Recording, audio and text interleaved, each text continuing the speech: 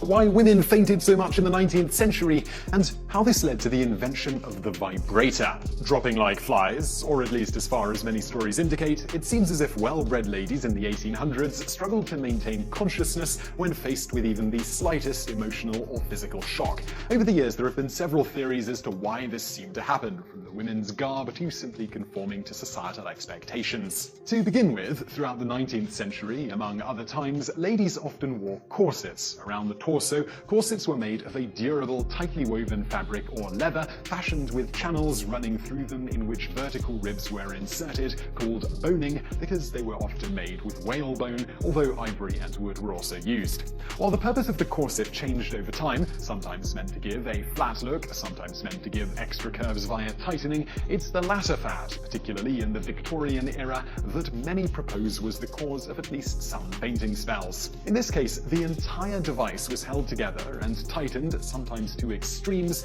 by a system of lacing. The archetypical corset had its laces at the back, and for the most fashionable ladies, these had to be tightened by another. Girls were started in corsets at a very young age, and for them and ladies after childbirth, waist training to shrink the size of the waist via super tight lacing was very common. As a result of this particular version of corset fashion, over time, corset wearers' bodies changed. Their ribs were displaced, their lungs were squashed, some organs were compressed against the spine, and others were shoved down into the lower abdomen.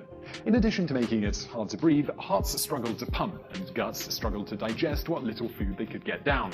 As one Victorian lady is reported as saying, "I had only eaten 2 bites of my biscuit, there was no room beneath my corset for a third," said the West Coast Times in August of 1884. The evil consequences of tight lacing are universally admitted. Ladies, however, generally refuse to acknowledge that tight lacing is at all common. Each possessor of a small waist claims that it is a gift of nature, not a work of art, and wears a corset not for the purpose of compressing her shape into a narrow circumference, but merely as a comfortable, if not necessary, support. This led to the Great Corset Controversy of the 19th century. Said one woman in a letter to the Boston Globe in January of 1893, "I myself have never felt any ill effects from nearly 30 years of the most severe tight lacing, nor have I yet found any authentic case of real harm being done by stays, even when laced to the utmost degree of tightness, both day and night." People who write against the practice of tight lacing are either those who have never been laced and have never taken the trouble to inquire into the pros and cons of the subject, or those who have perhaps been once laced up very tightly in badly made, ill-fitting stays,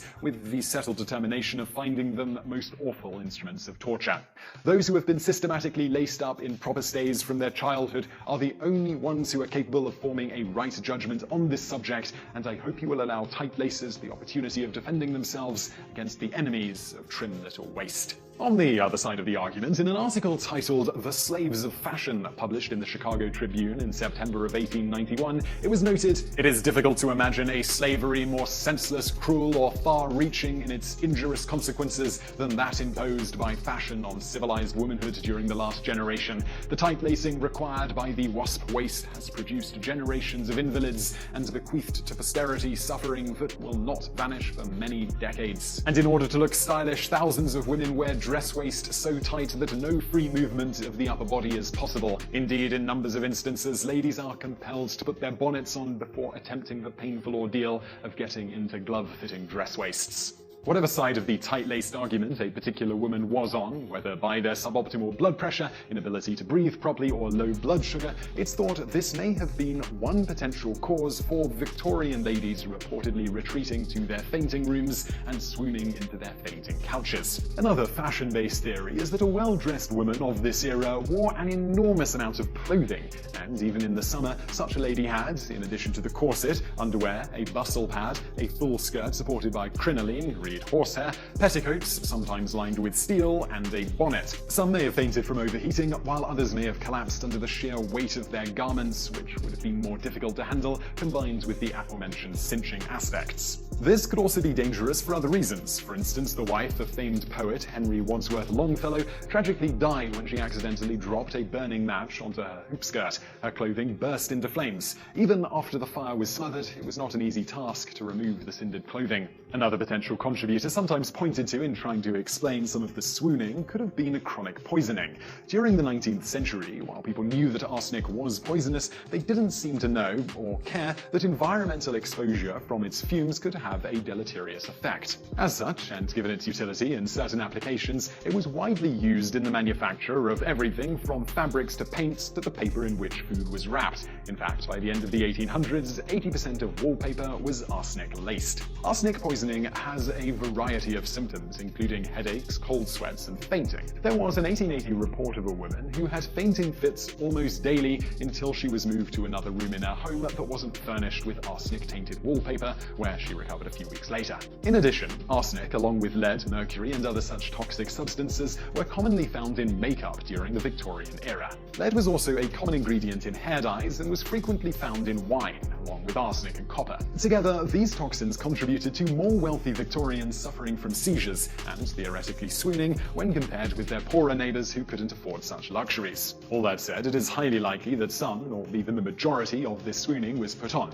You see, besides potential side effects from the fad of extreme tight lacing of corsets or other things, for a time, swooning at the least hint of shock also became expected and downright ladylike. This also made it a great literary device in stories. Women, particularly of high station, were expected to act the role of a delicate flower, while men were expected to be hard as nails. The swooning was simply one method of a woman showing her delicate nature in the form of an extreme emotional reaction to a particular event. Today, simply gasping might be the best social cue equivalent. Similarly, people rarely laugh when by themselves, even when they find something incredibly humorous. In fact, contrary to popular belief, most laughter is not associated with humor, but rather stems from non-humor related social interactions. This was noted in a study covering over 2,000 cases of naturally occurring laughter, almost none of which stemmed from jokes or other such humor devices. Most cases were simply short ha-has during otherwise normal conversations. These short laughs almost never interrupted speech, but rather occurred during breaks, providing social cues to those around.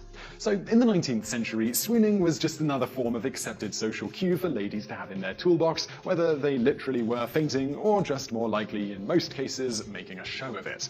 Beyond this, the ladies also had another potential incentive for swooning. You see, at the time, well-to-do women often had something called a fainting room. This was a room for the women to recover from a fainting spell and other forms of so-called hysteria. Besides just getting to relax in peace on a comfortable fainting chair, there was another benefit. A doctor or midwife could be called to attend to a woman who was suffering from some form of hysteria, which included symptoms of swooning, among other things. And by attend to, we mean give vigorous pelvic massage, whether manually with their hands or using a water massager if attending to the woman in their office or other location that had one.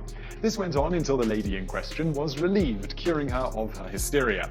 This was also a boon to doctors at the time, who otherwise tended to be avoided by the general public unless absolutely necessary. Treating female hysteria, though, was something that women who had the money often needed done regularly and were more than happy to pay. However, this was very time-consuming and could require some amount of physical exertion for the midwife or doctor in question, particularly if they had to attend to multiple ladies in the same day in this way, with doctors lamented that treating hysterics taxed their physical endurance. In this case, the husband could potentially also be called in to help. Later, this practice and the cramped hands of physicians throughout Europe and North America led to the invention of the vibrator for quickly relieving hysteria, saving the physicians significant time and effort. In the early 20th century, as houses wired up with electricity became more and more common, the vibrator for this use became something of a common household item for those who could afford one. With it, you didn't even necessarily need to call the doctor to relieve hysteria.